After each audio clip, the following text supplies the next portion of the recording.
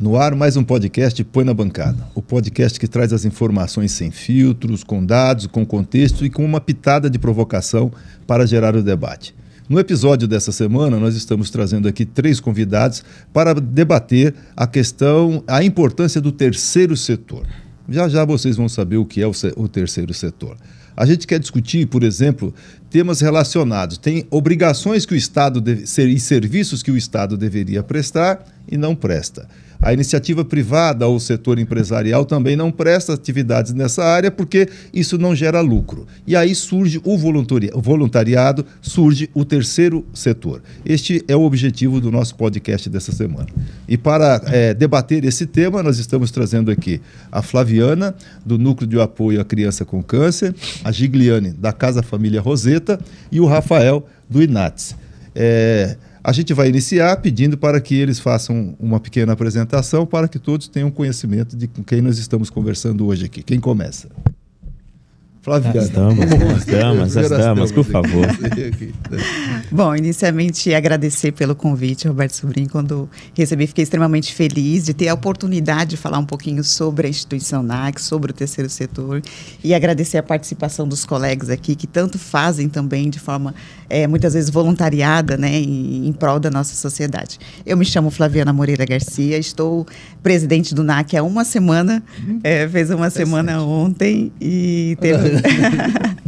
Obrigada, é um desafio que Deus fala, né, tudo é proporcionado por Deus. Então, estava no momento certo, na hora certa, e fui eleita pelo conselho da administração para tomar a frente, né, da instituição, e temos grandes desafios, né, que já estamos enfrentando, desafios que vão ter aí para frente, e vamos contar com a colaboração também da população. E estou aí muito animada, ansiosa com esse desafio, e só agradecer a Deus por essa oportunidade. Muito bem, Flaviana. Gigliane. Eu sou Gigliane Alencar, estou aqui representando a Casa da Família Roseta. A Gilce deveria estar aqui, né, porque é uma pessoa que está desde o início, praticamente veio da Itália, e já é brasileira, né? Exato. Então, a Casa da Família Roseta é uma instituição sem fins lucrativos. Eu estou atualmente como coordenadora do Centro de Reabilitação Paulo VI, que é um centro que atende crianças e adolescentes com paralisia cerebral. E é uma instituição que, além de fazer esse trabalho com as crianças, ela também acaba atingindo as famílias, porque a gente tem também um trabalho com essas crianças a nível ambulatorial e a nível de centro-dia, e ficam ali com a gente, então, consequentemente, a gente também atende essas crianças, né? É um trabalho bem prazeroso. Estar aqui para falar sobre isso é importante para nós.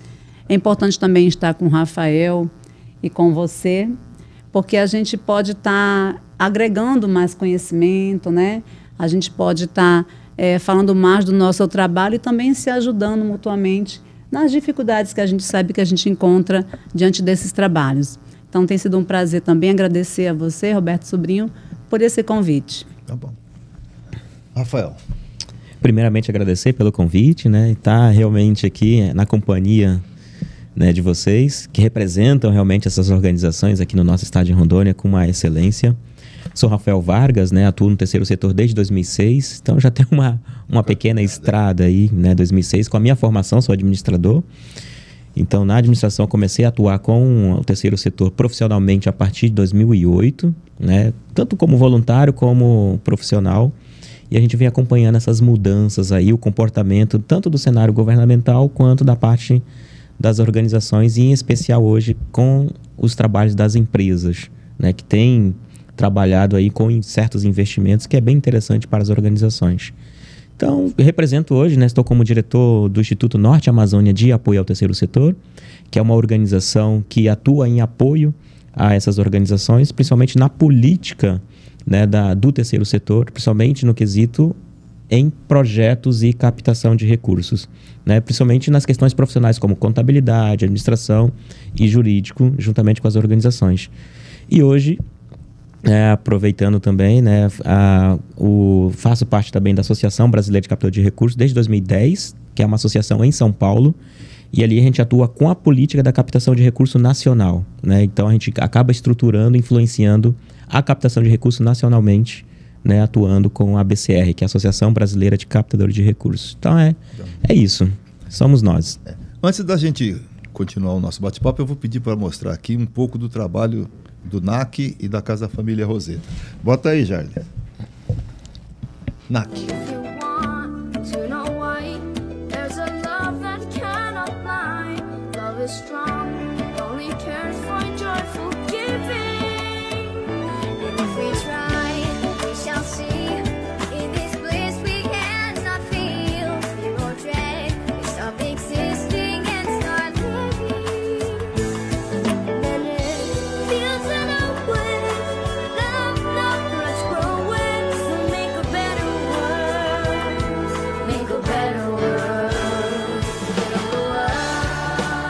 Casa Família Roseta é uma entidade social que acolhe crianças e adolescentes com deficiências há 27 anos. Para que o trabalho continue, precisamos de sua ajuda. Faça uma doação e contribua para a recuperação de centenas de famílias. O valor doado será destinado para garantir saúde, educação e assistência social. A Casa Família Roseta conta com você. Para mais informações, 99289-2077. Bacana. A gente já viu e é muito emocionante o trabalho que vocês prestam. Eu vou primeiro aqui para a gente tentar entender um pouco o que é o terceiro setor. Rafael. Terceiro setor, vamos lá. O que é o terceiro setor? O terceiro setor ele vem a partir de um estudo, né, realizado pela Johns Hopkins na década de 80, 70 ali. Né, sendo coordenada pelo Solomon, que é um dos professores da Johns Hopkins. Então, ali foi trabalhado uma tendência específica na divisão de novos setores, onde foi identificado que o próprio Estado, o próprio mercado e as próprias organizações sem fins lucrativos atuavam dentro de uma estrutura, né, e contribuíam para o desenvolvimento da sua região. Então, a partir desse cenário, constituiu-se como primeiro setor o Estado, segundo setor as empresas e o terceiro setor as organizações sem fins lucrativos. Essas organizações que é um conjunto, né, de pessoas, né, de movimentos que trabalham especificamente para atender uma especificidade ou algo muito específico, como políticas públicas, né, como atender ou acolher crianças e adolescentes, moradores de ruas, em várias outras políticas que muitas vezes o Estado não alcança, né, essas demandas. O Estado realmente não tem braços tão largos assim. Então surge necessidade de grupos de pessoas a observar aquela situação e muitas vezes a pessoa que atua no terceiro setor, ela só vem por dois motivos. Ou está pelo amor ou está pela dor. Como assim pelo amor e pela dor? Pela dor. Estou sentindo essa dor e eu preciso me movimentar em conjunto com outras pessoas. Exemplo. De repente entra aqui na nossa conversa uma senhora bonita, cabelo sedoso e tudo mais. Mas ela representa uma instituição denominada a Associação de Combate ao Câncer de Mama. Ela passou por essa dor. E ao passar por essa dor, ela descobriu que havia outras mulheres também com essa dor. Então, ao aproximar dessa dor, percebeu que conversando, trocando diálogos, trocando ideias, informações, aliviava um pouco essa dor, passava a mão nessa dor. Então, a partir dessa dor, criou-se realmente uma instituição. Da mesma forma, a deficiência, né, a paralisia, né, entre outras dores que os próprios pais ou o próprio indivíduo sofre e percebe que em conjunto com outros acaba criando um organismo forte. E tem pessoas que vêm pelo amor. Amor à causa, porque gosta, porque quer contribuir, quer desenvolver. Então, o terceiro setor, na verdade, ele é influenciado por todo esse tipo de movimentos sociais que acaba ali atuando realmente numa causa específica. Agora, esse tipo de serviço que vocês prestam nas instituições de vocês, isso não é uma obrigação do Estado dar esse amparo a essas famílias, a essas crianças? Sim, aparentemente deveria ser a obrigação do Estado, mas como brilhantemente o Rafael explicou, é que realmente são muitos braços, né? A gente sabe que o Estado não tem condições de atender toda a população. E aí vem o terceiro setor para poder contribuir, para poder ajudar, para que mais pessoas sejam atendidas de forma específica, de formas mais técnicas, né? E aí vem, como ele disse, né, através do amor ou através da dor. Então, em regra, deveria ser sim obrigação do Estado, mas em razão, né, da quantidade de coisas, né, da quantidade de obrigações que o Estado tem, não tem esse braço para atender toda a população, e aí vem o terceiro setor para poder contribuir. A Flaviana está sendo muito legal com o poder público.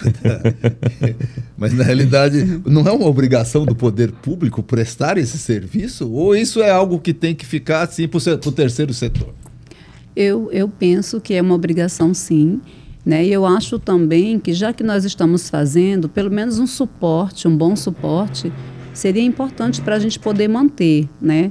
Porque é um trabalho, além de importante, que traz tantos resultados, não é? A gente trabalha e atende pessoas que não teriam condições de pagar esses atendimentos que nós oferecemos.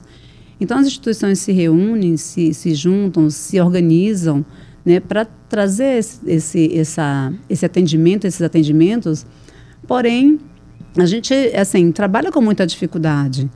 Eu acredito que os governos, os empresários, a comunidade, acredito que todos nós somos responsáveis, né? Então, se a gente se une, se a gente dá suporte, a gente com certeza nós teríamos instituições assim, com um trabalho ainda de melhor qualidade, né? E avançando de uma forma a dar também, atender também um número maior de pessoas que precisam. Porque, às vezes, por falta de recursos, a gente fica limitado ao número de pacientes que a gente sabe que tem capacidade para atender mais. Então, assim, é uma obrigação de todos, do Estado e também de todos, né? E a gente precisa começar... Eu acho que nós já começamos a olhar, sim, mas a gente precisa, assim, potencializar mais esse olhar, sabe? Para as instituições sem fins lucrativos, né? Que é essa questão do terceiro setor. Então, acho que a gente precisa unir forças e fazer valer essa ajuda, esse direito. Olha, pelo que eu entendi da fala do Rafael aqui, você dividiu assim o Estado, o poder público, né? A iniciativa privada e o terceiro setor. Ou seja, como o poder público não fez a sua parte, aí vem as organizações do terceiro setor. E os empresários? Por que o mercado, digamos assim, por que ele também não atua? Então vamos lá. Trabalhando a primeira pergunta, né, da obrigação realmente do Estado. O Estado tem essa obrigação real, né? Ele tem essa obrigatoriedade de atender certas políticas que está definindo na Constituição. Segurança, educação, assistência, saúde e entre outras políticas. Então percebe que o Estado ele tem as suas limitações, né, orçamentária, técnica, equipe e tudo mais. E lá na ponta as pessoas estão sofrendo. Vamos já pular pelo segundo setor, que é os empresários. Então existem pessoas sofrendo. Essas pessoas se organizam para tentar buscar um alívio, né, daquela intensidade que eles estão tendo. Muitas vezes o que acontece? Vamos invadir, tem uma área de invasão, né? Aconteceu uma área de invasão. Mas para organizar, nós precisamos de políticas públicas, né? O Estado comece a enxergar essa situação e comece a implementar políticas públicas. Mas as pessoas começam a se movimentar demonstrando, Estado, nós precisamos disso. Então começa esse início, né, de atuação. E os empresários? Os empresários, existe aí duas reflexões para trabalhar com os empresários. Existe realmente empresários que querem contribuir e desenvolver. A gente observa grandes empresários vindo a Rondônia, implementando a questão de recursos e investimentos, né, como os nossos vizinhos aqui, grandes empresários do Mato Grosso. Mas também existem empresários que não querem se envolver, mas quer viabilizar uma possibilidade de ter algum tipo de contribuição ou incentivo fiscal. Porque o empresário ele só vai se envolver ali se tiver algum tipo de lucro. Né? Então, isso, seja claro, Rafa. Só um tipo de lucro, claro. Mas como que vai vir esse lucro? Muitas vezes vai vir com projetos incentivados, né? Porque ele vai realmente poder agregar uma marca a um projeto específico. Muitas vezes ele vai trabalhar a questão do público de interesse. Qual é o teu público de interesse? Interesse é o meu também. Então ele vai começar a viabilizar produtos por esse tipo de públicos, né? Por esse tipo de público, né, para desenvolver essas atividades. Então, o empresário, realmente eu vejo que existem esses dois perfis. Aquele que quer ajudar, que se organiza para isso, mas aquele que não, que eu vejo que é a grande maioria desses empresários, que ainda enxerga que, não, vamos deixar tudo para o Estado, vamos deixar para essa galera do terceiro setor, essas organizações que são meio loucas, né, elas querem fazer, elas querem ter esses trabalhos, Então, deixa essa parte para eles. Então, é o que eu vejo, assim, do perfil dos empresários. Deixa eu ver se eu entendi aqui um negócio. O empresário, ele é movido pelo lucro, a não ser que ele esteja naquela temática da dor ou do amor. Exato. Porque, de repente, o empresário tem um filho dependente. Exato. Então eu vou ali ajudar. Exato. E aqui uma coisa clara, que tipo assim, entre política pública e entre assistencialismo, caridade. De quem é a responsabilidade? Ou melhor, já está claro aqui, a responsabilidade é do poder público. Mas o poder público não cumpre com as suas obrigações. O empresariado que tem muito dinheiro também poderia apoiar, mas não apoia, só apoia se tiver um retorno para a marca da sua empresa ou estiver envolvido nessa questão da dor ou do amor, bem aqui falada pelo Rafael. O que motivou vocês a fazer esse serviço, a prestar esse serviço para a sociedade? Vou falar um pouquinho aqui do NAC, da história do NAC. O NAC, dia 3 de agosto, vai completar 18 anos de existência. A motivação foi através de um médico, que é hoje o nosso vice-presidente, o Dr. Robson. Na época ele era pediatra e atendia no hospital de base, no núcleo oncológico de pediatria. E ele foi fazer uma viagem de um curso e ele conheceu um NAC. Se eu não me falha a memória, foi em Pernambuco. E viu que havia uma assistência para aquelas crianças, né, principalmente crianças que não residiam na cidade onde havia o tratamento. E ele teve a ideia e trouxe para Porto Velho, porque ele viu a necessidade, porque assim, existiam adultos e crianças sendo atendidas no mesmo ambiente, frequentando o mesmo local, e aí o adulto, às vezes, o câncer era um pouco até mais agressivo, e aí, às vezes, perdia uma parte do membro, e essa criança ficava já preocupada, achando que isso iria acontecer com ela também.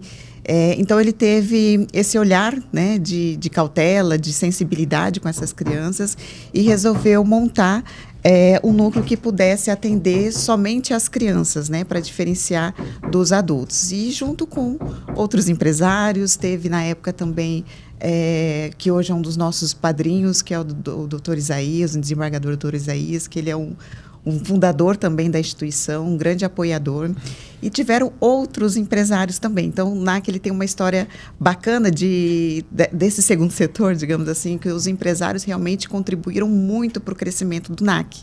Então, houveram presidentes, inclusive, que durante todo esse período de quase 18 anos, que foram presidente do NAC, muitos por amor. A gente começou a receber verba pública de emendas parlamentares no ano passado, até 2023, as verbas eram de cunho voluntariado, de cunho próprio, de doações de empresário. Então, a gente teve muito apoio da população e principalmente dos empresários para manter e para a criação e para a construção da nova sede. Então, a gente tem um carinho muito especial por esses empresários também, que contribuíram, que nos ajudaram. E agora, a partir de 2024, que a gente vem conversando um pouquinho com o apoio do poder público através de emendas parlamentares. Então, a gente tem um pouquinho dessa trajetória e de um pouquinho mais ativo desse empresariado também ajudando na construção do NAC. Na Casa Família Roseta. A Casa Família Roseta foi fundada pelo padre Vincenzo, né? E a motivação dele foi o amor mesmo, de pessoas que o procuraram. A princípio, um grupo de um rapaz, não, foi uma senhora com problemas neurológicos, e aí se reuniram e começaram a fazer primeiro grupos de encontro, né, para falar sobre, para se apoiarem. E depois foi que surgiu, de fato, a Casa Família Roseta, e o nome Roseta é em homenagem a essa primeira pessoa que foi atendida. E na área da dependência química foi o pai de um jovem que também procurou o padre Vincenzo, né, sofrendo por conta do filho que usava substâncias químicas. E aí o padre também abraçou essa outra proposta de trabalhar com dependentes químicos, e aí elaborou todo um projeto, programas, na verdade, né, para atender pessoas, homens com dependência química. Então, hoje, aqui no estado de Rondônia, nós temos 2 comunidades terapêuticas, uma fica em Candeias do Jamari e a outra fica em Ouro Preto do Oeste. E aqui na sede a gente trabalha com as crianças com deficiência, crianças e adolescentes. Temos também uma casa de crianças e adolescentes com deficiência, mas essa é uma casa, a gente chama de casa-abrigo, né? é uma casa família, elas moram ali porque não tem família. Então, temos uma equipe ali que funciona, é uma casa que funciona 24 horas, todos os dias. Então, o padre veio nessa questão mesmo do amor, da missão, né? Fazia parte do carisma dele. Eu, particularmente, cheguei na associação mais como o meu lado profissional, né? Tinha me formado em pedagogia na Uni e tinha naquela década de 90, tinham aberto lá um projeto para meninos de rua. Então, eu comecei a trabalhar na Casa Família Roseta, no Porto da Esperança, que fica a 28 quilômetros aqui de Porto Velho, fica no Candeiro do Jamaria, onde é a comunidade terapêutica. E aí eu atuei lá como pedagoga nessa casa, nós tínhamos uma equipe, assistente social, psicólogos, pedagogos, né? Depois a associação, ela precisou fechar uma das casas e houveram demissões, e eu saí nessa época. E acredito que 2 anos e meio depois me chamaram novamente para assumir a reinserção social dos dependentes químicos. Então aí eu já volto por amor. Esse meu retorno já foi porque me identifiquei mesmo com o trabalho, gostei do trabalho, acho importante, o teu trabalho para mim, né, tá vinculado a uma missão. Então, eu tinha muito prazer, eu tenho muito prazer em trabalhar na Casa Família Roseta, tanto na área que eu atuei lá no início, como na área que eu estou agora. Me enriquece muito enquanto profissional, mas, sobretudo, enquanto ser humano. Então, por amor. Bacana. Rafael, antes da gente terminar esse bloco aqui, eu gosto sempre de dar uma provocada na história. Vocês são ONGs? Tecnicamente, sim. Vamos falar sobre esse ponto, Você sabe né? por que eu estou perguntando se vocês são exatamente. ONGs, né? Porque existe uma criminalização com o nome ONG. Claro que a ONGs, né, foi estabelecida ali juntamente em um encontro, né, na ONU com organizações. Quem são essas organizações? Não são governamentais, mas representam alguma coisa. Aí surgiu essa nomenclatura de ONGs. Mas surge essa marginalização das organizações. Né? Percebam que aqui na mesa, né, 2 pessoas que representam instituições estão pelo amor, né, pela causa. Né? Então, conforme também foi colocado pela Flaviana, os empresários também estão pela causa. Como eu também vim, né, pela causa, né, porque eu desde pequeno, desde criança, eu sempre fui acolhido por essas organizações, como a Gigliane bem colocou. Hoje ela tem como missão, eu tenho como missão trabalhar com essas organizações, porque desde pequeno eu fui acolhido por essas organizações.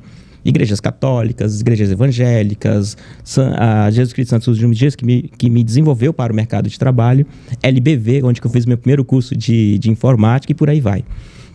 Então, nesse período, a gente percebe que as organizações, conhecidas como ONGs, esses movimentos, acabaram se envolvendo. Aí eu vou trabalhar uma pesquisa que eu fiz em 2006. Porque eu comecei a entrar no mercado das ONGs na época, em 2006. E eu, com tanto orgulho, falava, nossa, eu trabalho numa ONG, né, de Manaus, trabalho numa ONG. E as pessoas, então é você que vive do teto do governo, né? Você que vive da teta do governo, né? Então, como assim? Todo o nosso dinheiro é privado, vem aqui, né? A gente desenvolve do próprio bolso, com alguns empresários que estão financiando. Não, você trabalha com... Eu, com tanto dedo na cara, falei, não, vou fazer alguma coisa. Resolvi fazer uma pesquisa. Como estava concluindo ainda a administração, resolvi fazer um artigo denominado ONGs e Governo, Parceria ou Corrupção? Então, fiz todos os levantamentos. Na época, nós tínhamos uma média ali de 400 mil organizações no período da pesquisa. 400 mil organizações no Brasil. Então, 10% delas tinham algum envolvimento com a administração pública. E fui trabalhando esses números. Quando eu cheguei ao número realmente da corrupção, era 0,02% da instituição no total que tinha algum envolvimento com corrupção, que nem era corrupção. Era uma falta de um documento, não tinha declarado alguma informação, a administração pública tinha colocado em tomada de contas, então ela estava em prejuízo por faltas técnicas. Então a pessoa olhava aquilo, não tinha o total conhecimento, falava, tá desviando verba, está sendo corrupta. E é claro, existiam aquelas que são fomentadas para isso, que eram ligadas a alguns parlamentares. Aqui no estado de Rondônia a gente tem algumas questões específicas nesse sentido, que a gente fez as leituras de todos a estruturação do Tribunal de Contas, que ele elencou várias situações específicas nesse sentido. Então a gente tinha esse envolvimento real da corrupção. Então isso acabou indo para a sociedade. As ONGs são corruptas, as ONGs não fazem nada, as ONGs só querem ver da teta do governo. Primeira CPI das ONGs 2006. Veio outra CPI ali no meados de 2012, 2011. E a partir de aí, 2014, surgiu uma nova nomenclatura. OSC. É uma nomenclatura. ONG é nomenclatura, OSC também é nomenclatura.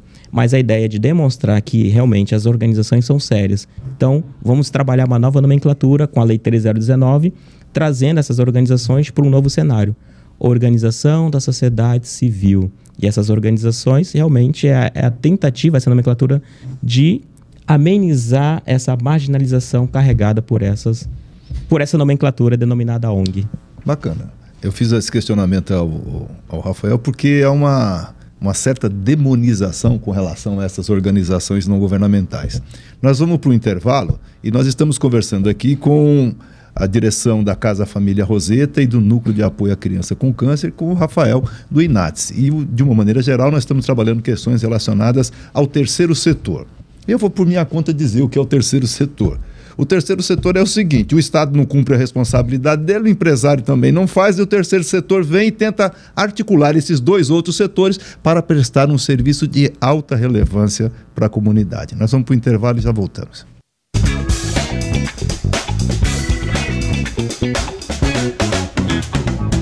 De volta para o segundo bloco do podcast Põe na Bancada. E o tema que nós estamos discutindo hoje é relacionado ao terceiro setor, ou seja, organizações da sociedade civil que prestam serviços para a população. No caso específico do nosso podcast, nós trouxemos duas organizações de muita relevância para o nosso estado, que é o NAC, o Núcleo de Apoio à Criança com Câncer, e a Casa Família Roseta, que prestam serviços aqui em Porto Velho. Nesse bloco, nós vamos procurar detalhar um pouco mais a forma como vocês atuam, o trabalho propriamente dito das duas instituições. Vamos começar pela Flaviana. Fale um pouco do NAC, para que as pessoas que ainda não têm clareza do trabalho que vocês prestam, para que possam compreender. Perfeito. Como eu havia comentado no primeiro bloco, né, o NAC ele surgiu por amor, por uma ideia, uma idealização do Dr. Robson, juntamente com outros voluntariados, para dar apoio àquelas famílias que tinham crianças que estavam em tratamento de câncer, mas que não residiam em Porto Velho.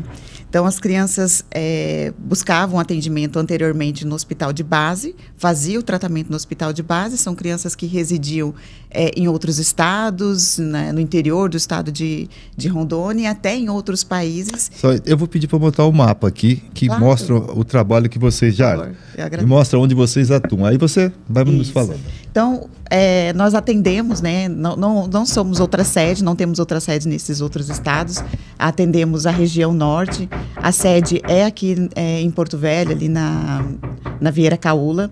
É uma casa realmente de apoio. Então, essas crianças que hoje fazem atendimento, por exemplo, no Hospital do Câncer, que residem nesses estados e até em outros países também que a gente atende, elas moram no NAC. Então, o NAC ele dá o apoio inicial, recebe essa criança juntamente com a sua família, tem quartos disponíveis, né, com ar-condicionado, toda uma estrutura para receber essa criança, temos assistente social que faz esse apoio inicial.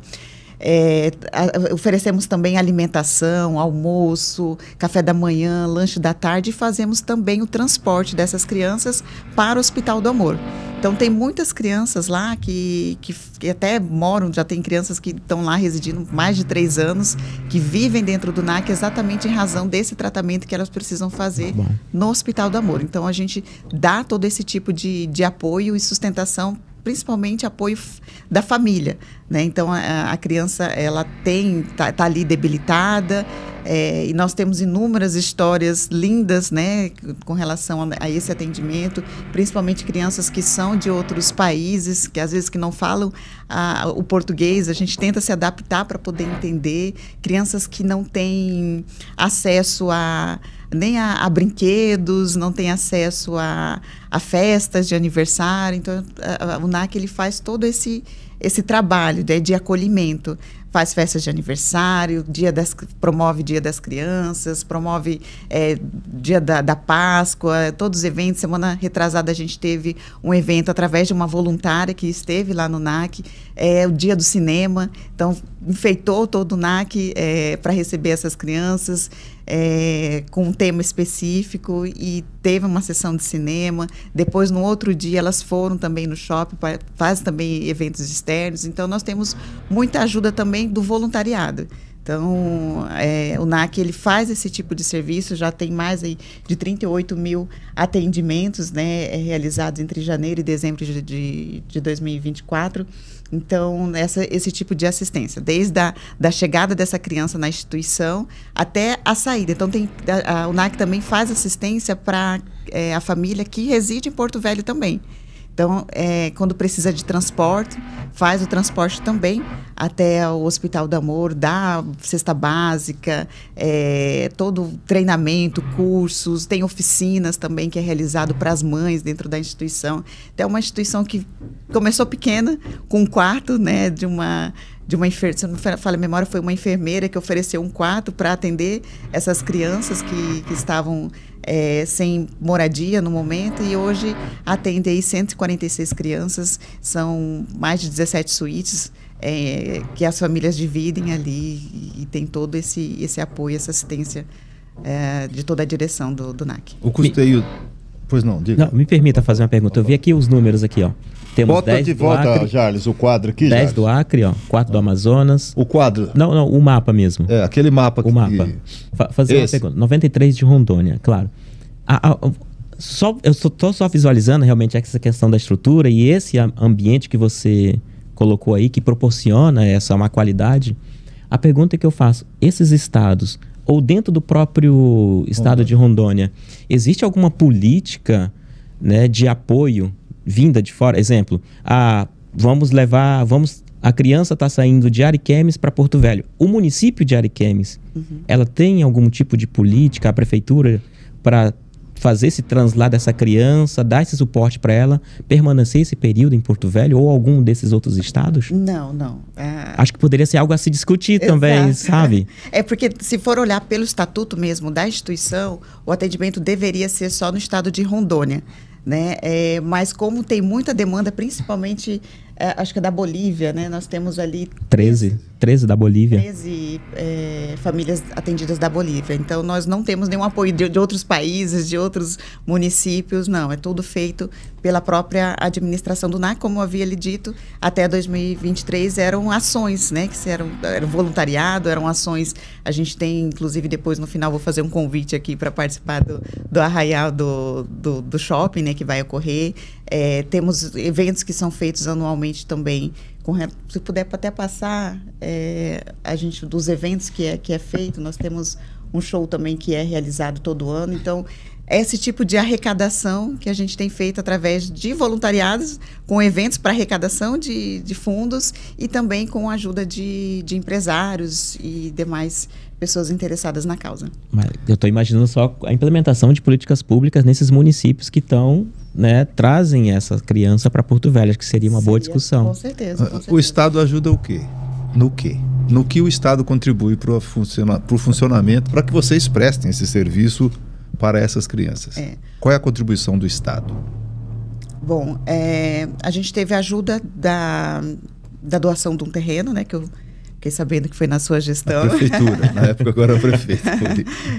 Graças a Deus, olha aí, o resultado, né, de toda essa doação. Então, eu fiquei sabendo que teve essa doação desse terreno, que foi proporcionado pela construção da nova sede, que foi através de recursos próprios. Exato. Então, hoje, o que nós temos a partir de 2024 são as emendas parlamentares, que tem nos ajudado a manter o NAC, né, contribuído também, não só mais de verbas privadas, mas a partir de 2024. Mas antes era só de doação, de voluntariado, de pessoas que têm, né, que contribuíam com o NAC.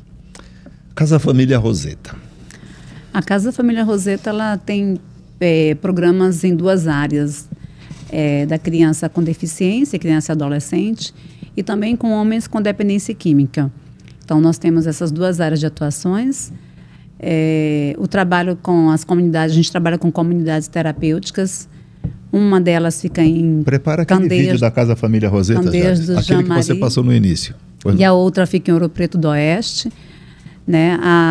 Daqui do Candeias é mais antiga, capacidade para 50 homens. Lá de Ouro Preto do Oeste para 15 homens, se eu não me engano.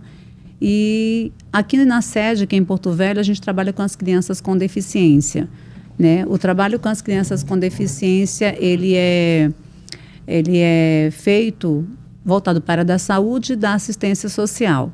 Nós temos atendimentos ambulatoriais com fonoaudióloga, fisioterapeutas e terapeuta ocupacional. Nós também temos uma médica ortopedista que faz uma vez por mês a aplicação de toxina botulínica. Aí, nesse atendimento, a gente passa também por essa realidade do NAC. Nós temos crianças que vêm de outros, da Bolívia, que vêm aqui de Humaitá, que vêm de outros municípios aqui do estado de Rondônia, né? Então, nós também temos essa realidade de crianças que vêm de outros estados e de outros municípios para o atendimento de aplicação de toxina botulínica.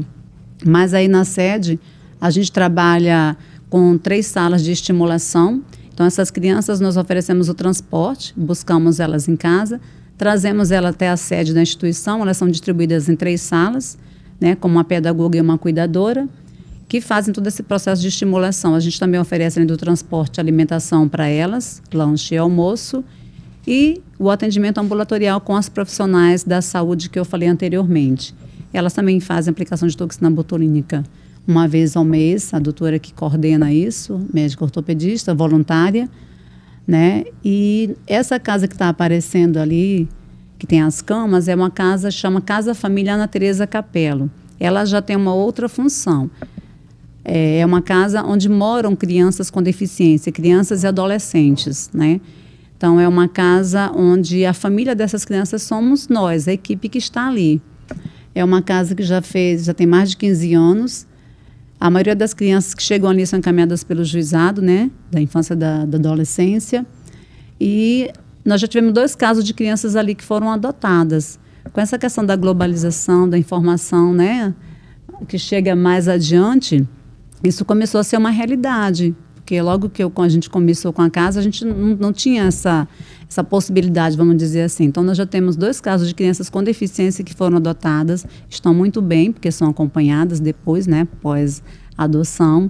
E a gente fica muito contente com a possibilidade dessa criança adquirir uma família, porque essa casa abrigo, essa casa família, deveria ser uma casa de passagem, onde a criança ficaria ali e depois pudesse retornar para a sua família ou para uma outra família, né? Isso é bem interessante, essa questão da adoção.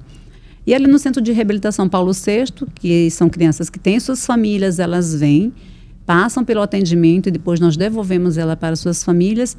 A gente também vai ter casos muito interessantes. Eu sempre relato que assim, Deus ele faz milagres através dos nossos profissionais. Eu digo de uma forma geral, né? Não é só da Casa Roseta.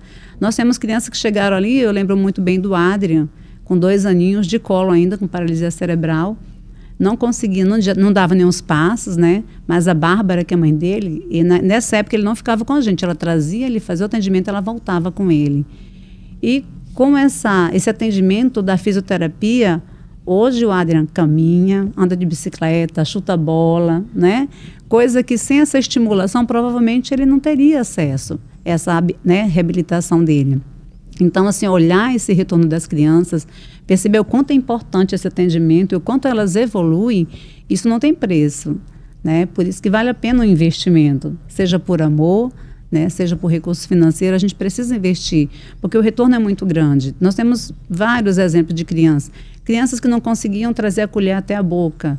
Então, vai sendo trabalhado na hora do refeitório, do almoço, a terapeuta ocupacional vai ali e adapta, né, a colher. Nós temos uma criança que já é adolescente, a Thalia, ela faz tudo com os pés. Ela traz a colher até a boca, ela se alimenta com os pés. Ela pinta, ela borda, né, com os pés. Então, assim, isso só é possível porque houve uma estimulação. Então, se não houver esse trabalho de estimulação com profissionais competentes para isso, né, formadas para isso, a gente não consegue desenvolver essas crianças. Então, assim, o trabalho do Centro de Reabilitação Paulo VI dá muito retorno para essas crianças e, sobretudo, para as famílias. Uma mãe que tem uma criança com deficiência, a gente sabe o quanto ela se dedica para essa criança, o quanto essa criança precisa dessa mãe. Então, quando a gente torna essa criança um pouquinho mais autônoma, um pouquinho mais independente, a gente também possibilita que essa mãe tenha um pouquinho mais, consiga respirar melhor, mais tempo. Qualidade de vida, né? Qualidade de vida. Consegue, de repente, estudar. Enquanto a criança está ali com a gente, ela pode fazer um curso, ela pode cuidar da saúde dela, ela pode prestar um serviço que ela ganha um dinheiro, né? Então, o Centro-Dia, ele tem essa parte social. A gente traz ela para cá com a gente, né? No centro de reabilitação, ela fica com a gente na sala de estimulação, ela passa pelos atendimentos, enquanto a mãe dela está em casa, a família, o cuidador, também tem essa possibilidade de cuidar de si. E quando essa criança se desenvolve, ela também ajuda a mãe, né? Então, se ela começa a dar os passos, se ela começa a se alimentar por conta própria, tudo isso favorece também a mãe, que muitas vezes fica sobrecarregada por conta dos cuidados, né? Quem banca o funcionamento da casa? Os recursos que permitem que vocês prestem esse serviço? Hoje, na área da dependência química, nós temos eu vou usar a palavra convênio com o Estado de Rondônia, desde a época do Confúcio Moura, né? Foi na época da CEPAS, então teve esse convênio que ainda hoje permanece. Então, esse convênio nos ajuda a manter os tratamentos na área da dependência química. Na área da criança com deficiência, a gente tem tido muita dificuldade ao longo desses anos, né? A gente consegue emendas também, né? Como a Flaviana relatou, a gente também trabalha com emendas, a gente trabalha com projetos, e é isso que nos ajuda a manter a instituição em funcionamento, a oferecer esses trabalhos, esses atendimentos lá na Casa Família Roseta. Ok. Nós vamos para o terceiro bloco e vamos retornar conversando um pouco mais a respeito da atuação dessas instituições. E uma pergunta que eu já vou deixar no ar. Nós vimos aqui que o NAC ele presta serviço para crianças que vêm inclusive de outros países. Relatou na Casa Família Roseta também uma quantidade de crianças que são atendidas. Esses problemas, essa demanda por serviços de pessoas com deficiência, não existe nos outros municípios? Essas crianças nos outros municípios, tem alguma instituição que está prestando esse serviço? Eu vou deixar isso aqui, no próximo bloco eu quero pedir para que elas respondam. A gente vai rapidinho e já volta.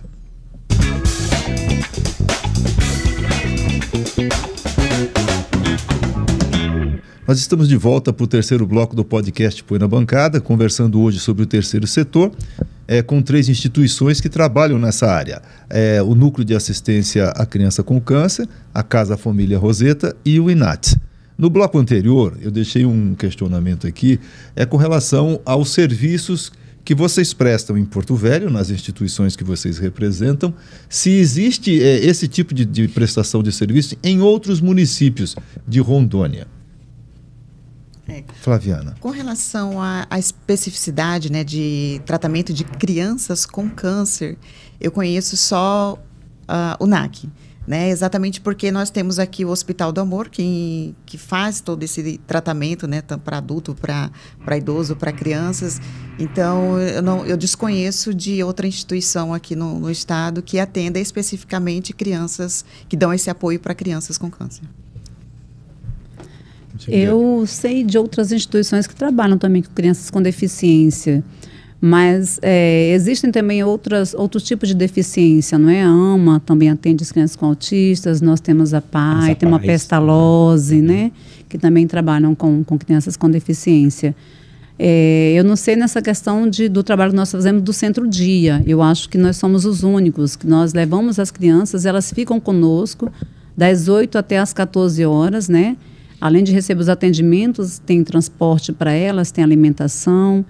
Aí já desconheço, na verdade, se tem alguma outra instituição que trabalha desta forma. Mas temos outras instituições que trabalham com crianças também com alguma deficiência. Rafael, nós conversamos aqui um pouco, você viu das dificuldades do ponto de vista financeiro, dos aportes, dos recursos necessários para o funcionamento dessas instituições, que vem de iniciativas do empresariado, de doações do empresariado e numa modalidade, não sei se nova, de emendas parlamentares.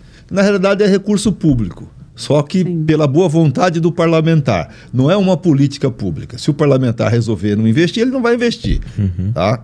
Então, você que trabalha nessa parte assim, de apoio técnico a essas instituições, como é que vocês buscam solucionar esse tipo de tendência que a gente vê, que é a escassez de recursos para um serviço de alta relevância como é prestado por essas instituições? Vamos lá, existe um clichê que que acho que todos já ouviram.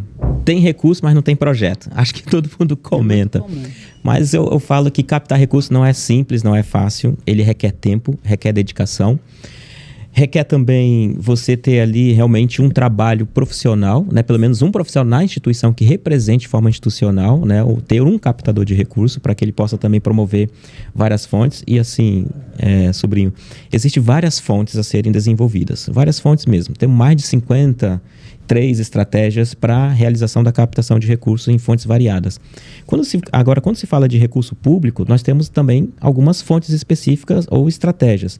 Própria emenda parlamentar, o próprio edital da SEAS que saiu agora, né, que é um edital de forma voluntária, o governo abrindo um programa voluntário para chamar instituições para implementar um recurso financeiro. Nós temos os próprios fundos, temos os próprios incentivos fiscais, então tem várias estratégias. Agora, dentro do Instituto Norte Amazônia de Apoio ao Terceiro Setor, o que nós estamos realizando para atuar com essas organizações? Todos os anos, nós escolhemos 12 instituições. A partir de 2026, agora a gente vai abrir um novo edital para a gente selecionar 12 instituições. O que nós fazemos? Desenvolvemos toda uma incubação de gestão dessa organização para colocar ela no novo cenário atual e dessas novas exigências. A Flaviana comentou sobre ESG. Para a gente captar um recurso hoje do setor privado, a própria instituição hoje tem que implementar internamente pelo menos um pequeno nível de compliance para eu alinhar. Exemplo, nós temos a Fundação André Lúcia Magem lá do Mato Grosso, que ela financia alguns projetos. Na segunda etapa, o que ela vai avaliar? O compliance. Então, ela visita a instituição, verifica o compliance. Então, perceba que também a exigência do comportamento dessas organizações é outro. Não é mais aquela simplicidade que era de uma gestão mais amadora. Então, a gente percebe essa mudança. Então, a gente escolhe 12 instituições por ano.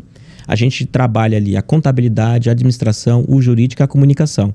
E trabalhamos também a aceleração desses projetos voltado para a captação de recursos, principalmente para o recurso público, que é a maior incidência que nós temos aqui. E, assim, a meu ponto de vista, é claro, eu percebo que as instituições, diferente de algumas que estão mudando a chave, que estão realmente observando, diferente do NAC, que já vem de investimento privado, mas eu percebo que a maioria das instituições ainda são clientelistas. Existe uma dependência do comportamento do Estado, existe uma dependência de um parlamentar, uma dependência de um governo ou, né, de um secretariado. Então, quando se cria uma instituição, a primeira coisa que eu vou atrás de um vereador, vou atrás de um deputado. Não, eu primeiro vou criar a minha estrutura, verificar realmente se a minha política ela é aceita pela sociedade, para aí sim depois evoluir para uma captação de recurso público, porque recurso público também não é simples, não é fácil, tem ali as suas entrelinhas, né, as suas questões específicas.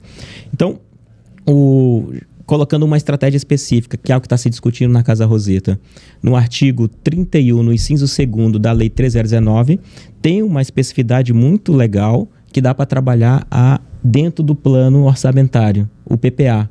Implementar uma atividade específica daquela organização para os próximos 4 anos de governo. Então, existem essas estratégias para ser implementada, é algo que está se discutindo, né? Então, você trabalha ali anualmente um repasse exclusivamente para um projeto específico, né? Então, existem as emendas parlamentares, que o período para quem for captar a emenda parlamentar é agora, em julho, principalmente federal, que eles atendem os prazos constitucionais. A crítica que eu tenho para a Rondônia, principalmente sobre emenda parlamentar, que o próprio governo e o parlamento não atendem o que está previsto na Constituição. Às vezes a gente desenvolve emenda parlamentar no final do ano, que não deveria. Pela Constituição, não. Né? Você tem ali até o mês de junho para promover uma janela de repasse dessa emenda por uma outra instituição que não se adequou aos requisitos. Então, você tem esses prazos. Então, a gente tem vários ferimentos daqui no Estado referente a esse comportamento. E agora, assim, é importante ficar claro essas oportunidades. E adaptação, né? Eu já deixo isso aqui como um recado também para as organizações, que quem atua na assistência, é importante observar que a assistência ela é transversal. Exemplo, vamos pegar o NAC ou a Casa Roseta. Imagine você colocar um esporte ali. Dá para colocar um esporte? Dá. Um xadrez, pelo menos para passar um tempo, desenvolver algo esportivo. Eu, como uma instituição que atua na assistência social, eu consigo colocar transversalmente uma outra política esportiva ou uma política cultural Então, a partir daí, eu já estou pensando em outras possibilidades, como lei de incentivo ao esporte, lei de incentivo à cultura, ou o próprio PRONON, ou PRONAS, né, quem atua com oncologia, que atua com deficiência. Então, existem essas possibilidades também da instituição começar a olhar para si e pensar quais outras políticas eu posso estar atuando de forma transversal, mas sem deixar minha política principal. Ou é educação, ou é assistente, ou é saúde, ou coisa nesse sentido. E trabalhar. Vamos implementar o xadrez lá no NAC. E trabalhar isso numa captação incentivada, sobrinho, porque aí você traz as empresas de forma de projetos incentivados. Então, a empresa vai fazer uma dedução da parte do imposto de renda diretamente para o projeto da instituição e ali todo mundo sai ganhando. Mas é claro, também não é simples, não é fácil, leva tempo e leva também uma grande articulação dos interesses do empresário, que a gente tem que virar a chave também do empresário em Rondônia, que ainda tem essa dificuldade de entender como eu posso também investir nessas organizações. Nós estamos vendo aqui, tratando um pouco sobre essa questão das fontes de financiamento para esse serviço que vocês prestam.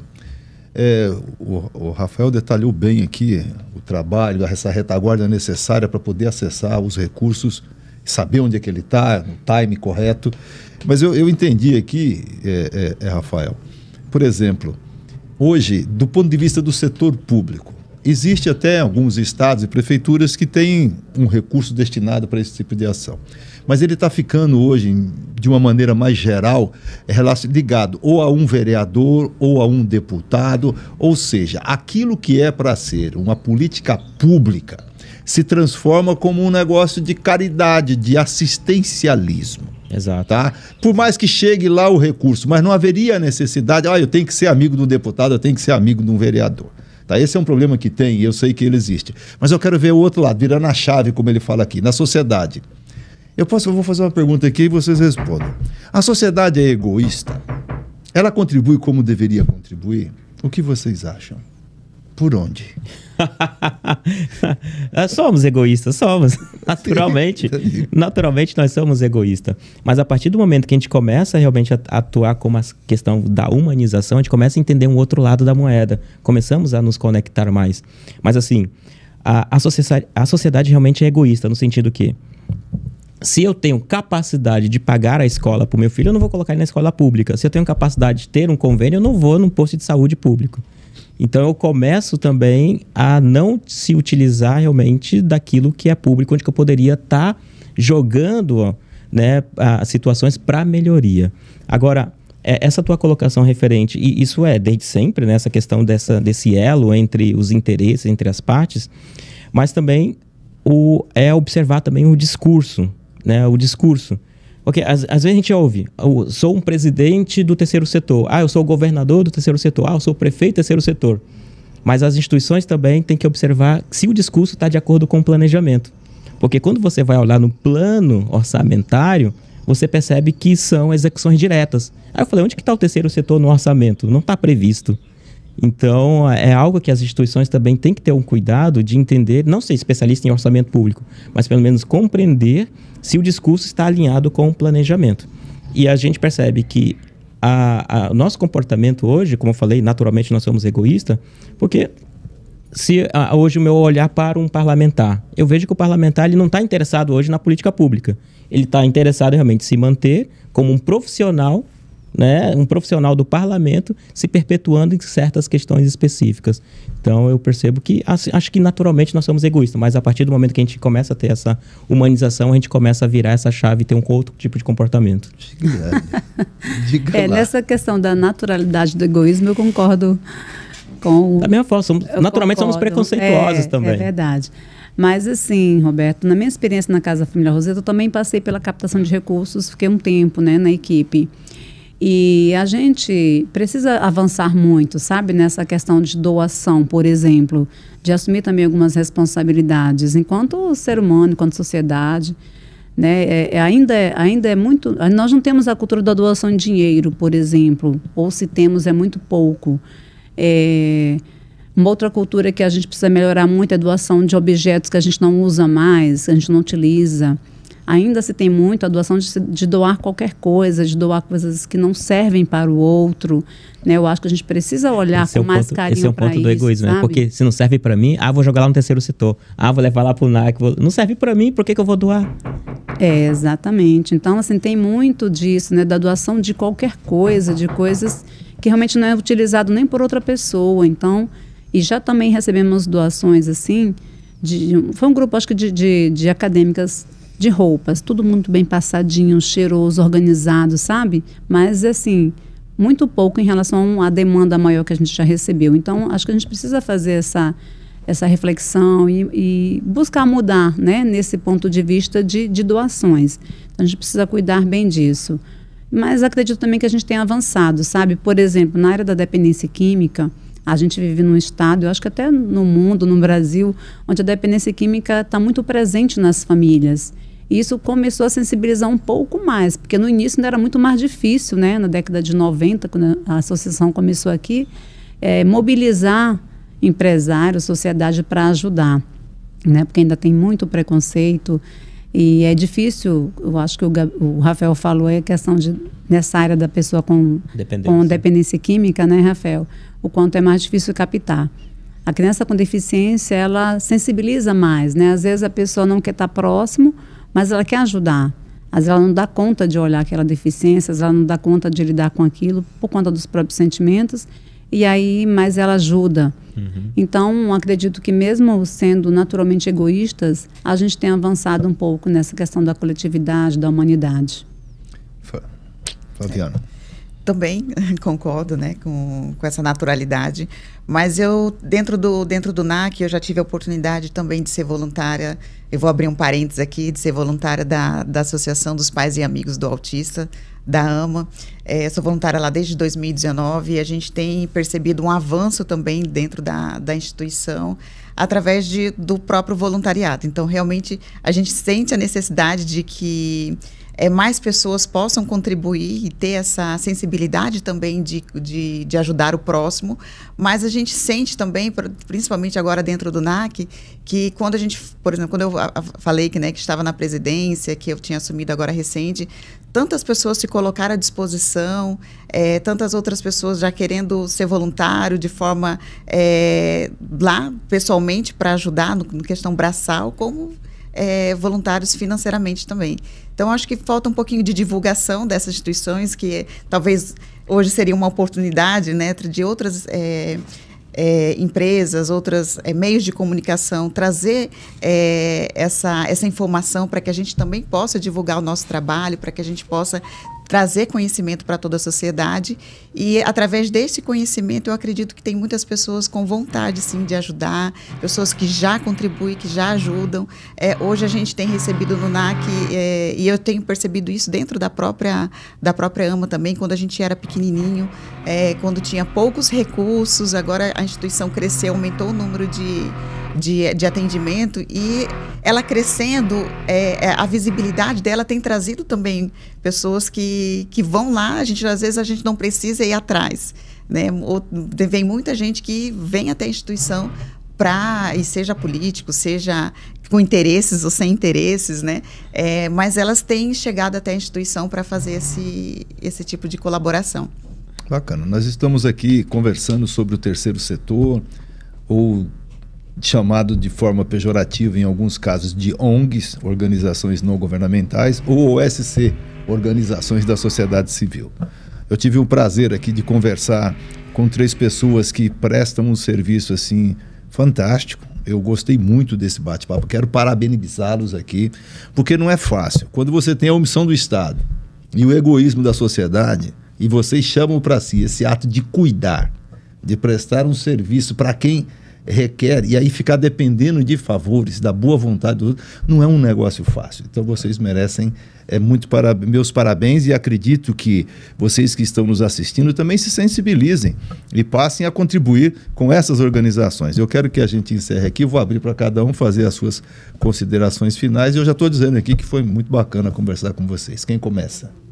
Eu começo, porque elas são as estrelas da política pública. Vamos lá, quero agradecer, né, principalmente estar com vocês aqui, é sempre uma honra estar com vocês. E assim, aproveitando, né, deixar o convite, no dia 1 e 3 de dezembro iremos realizar o Congresso Norte Amazônia de Gestão Pública, Terceiro Setor, com grandes palestrantes nacionalmente reconhecidos, estarão em Porto Velho com a gente. Também, já deixo aqui para vocês também sobre essa questão de sair, né? Vamos nos comunicar com a sociedade.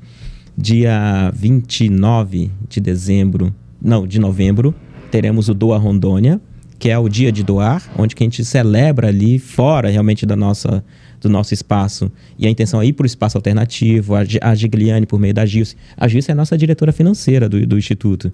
Então, assim, a própria Casa Roseta acaba participando todos os anos, como o Centro Social Mamazarello, entre outras instituições. A gente cria uma estrutura ali para as instituições para que elas possam se apresentar para a sociedade. Então, isso é bem importante para as organizações. E deixo aqui esses convites, né? E, novamente, agradeço aí a participação. Gigliane. Eu também agradeço, em nome da Associação Casa Família Roseta. Mando um abraço para a Jússi, que está se recuperando, né? Está com a saúde debilitada. É muito importante para nós, ela aqui na instituição, no Brasil, em Rondônia, em Porto Velho, né?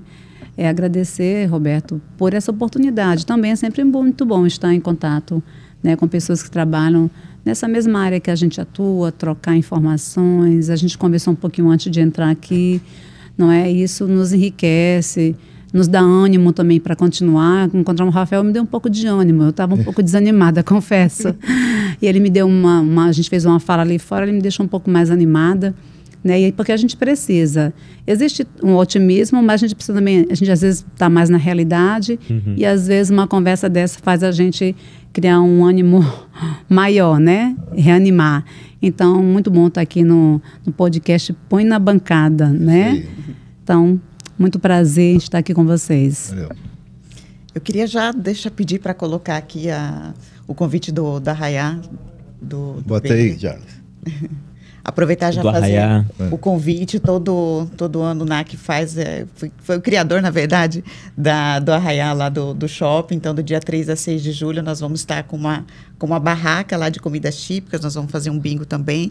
Deixar aí o convite para toda a comunidade para participar, para conhecer a nossa barraca. Como disse, a gente depende, né, dessas ajudas, principalmente desses eventos que a gente participa. O Arraiá do Shopping é um evento que está no nosso calendário, que nos contribui muito financeiramente para a gente poder continuar contribuindo com essas crianças, trazendo mais conforto, trazendo mais alegria, não só para as crianças, mas como as famílias também, porque a gente sabe que o tratamento não é fácil, né? E a gente trazer um pouquinho, um mínimo, né, de conforto para essas crianças. Agradecer novamente esse convite e a oportunidade de estar falando um pouquinho aqui sobre a nossa instituição, o qual eu estou presidente. Agradecer aqui o Rafael, que eu já conheci através da AMA e seu instituto, que tem contribuído com várias instituições, né? A gente precisa realmente, a gente, né, que está na gestão, a gente precisa de pessoas e de profissionais qualificados para nos ajudarem a crescer e atenderem mais pessoas. Agradecer aqui a Gigliane também, conhecer um pouquinho mais sobre a Casa Roseta. Já combinamos aqui de fazer uma troca de... Vamos tomar um chá, vamos marcar um chá. E também comunicar que o NAC recentemente ganhou um chamamento público e estará administrando o Lar do Bebê. Daqui, acho que uns 60 dias, a gente vai estar assumindo também essa função. Estou de forma voluntária também, muito feliz por essa missão. Eu entendo que é uma missão, acho que eu estou preparada para isso. E vou pedir também a contribuição, não só agora para o NAC, mas também para o Lar do Bebê. E como eu havia dito, a gente tem muitas pessoas que querem ajudar e eu quero deixar aqui à disposição nossos contatos aqui também. Tá, nós vamos passar. Para apoiar também essa causa. Mais uma vez eu repito aqui, muito obrigado, parabéns pelo trabalho de vocês. Espero que vocês gostem desse episódio, desse tema e contribuam com essas organizações.